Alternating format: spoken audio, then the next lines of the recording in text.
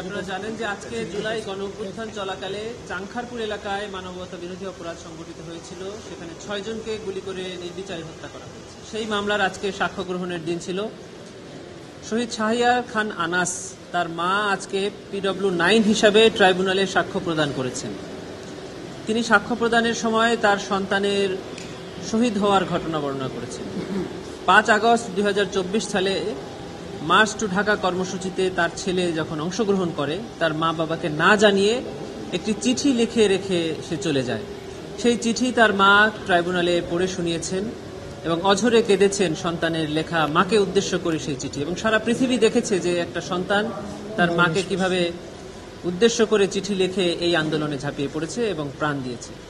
কে কে গুলি করেছে, কিভাবে শহীদ হয়েছে, তার বন্ধুদের কাছ থেকে উনি এটা জেনেছেন এবং লাশ নিয়ে উনি বাড়িতে এসেছেন। শহীদি মর্যাদায় অর্থাৎ গোসল না করিয়ে রক্তাক্ত পোশাক পরিহিত অবস্থায় দাফন করেছেন। এই বর্ণনা উনি ট্রাইব্যুনালের সামনে দিয়েছেন। তাকে জেরা করা শুরু করেছেন আসামি পক্ষের আইনজীবী, জেরা চলছে। উনি কাকে কাকে দায়ী করেছেন?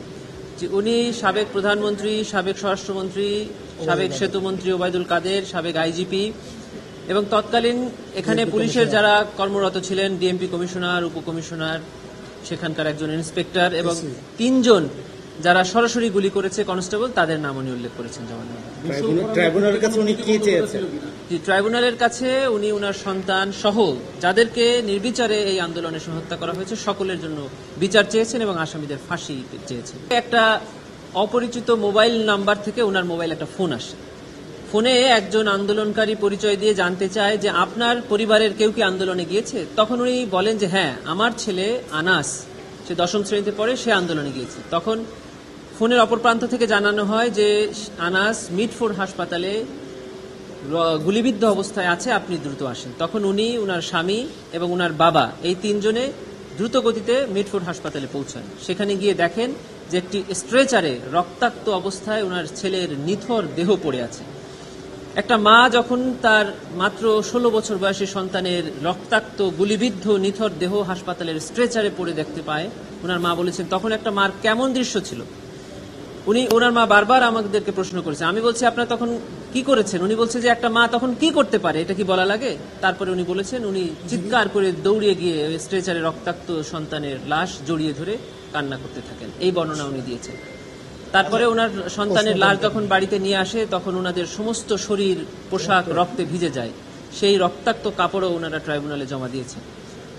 এই সন্তানের যে মৃত্যু সনদ এবং যে হাসপাতালে ভর্তির জরুরি বিভাগের টিকিট, এই দুইটি রক্তাক্ত অবস্থায় ছিল, সেটাও ট্রাইব্যুনালে দাখিল করেছেন এবং সেখানে লেখা ছিল যে সে গান শট ইনজুরিতে মৃত্যু হয়েছে এবং তাকে মৃত্যু অবস্থায় হাসপাতালে নেওয়া হয়েছে।